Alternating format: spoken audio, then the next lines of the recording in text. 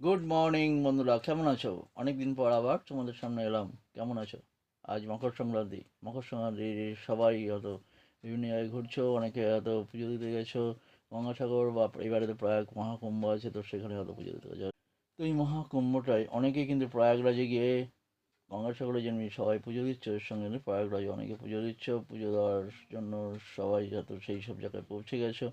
তো এই মকর সংক্রান্তির যে ঠান্ডা, অসহ্য ঠান্ডা, সেই ঠান্ডা এবার কলকাতা অতটা ঠান্ডা নেই, কিন্তু প্রয়াগে এবং কলকাতা বাদ দিয়ে বিভিন্ন জায়গায় কিন্তু ঠান্ডাটা পড়েছে, এবং প্রয়াগে তো ঠান্ডা বিভৎস পড়েছে। গঙ্গাসাগর অঞ্চলেও অনেক ঠান্ডা পড়েছে। তো যাই হোক, যেখানে যারা আনন্দ করছো সাবধানে থাকবে, এবং তোমাদের সহযোগিতায় আমি যেভাবে এগিয়ে যাচ্ছি, তোমরা সহযোগিতা করেছো বলে আজকে আমি 500 সাবস্ক্রাইবার পেরিয়ে গেছি, 600-র দিকে এগোচ্ছি। এতে তোমরা বন্ধুরা, তোমাদের সহযোগিতা একান্তের সাহায্যে আমরা এগোতে পারছি। তো ধন্যবাদ বন্ধুরা, সবাই ভালো থাকবে।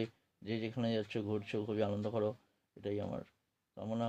তোমরা সবাই ভালো থাকো।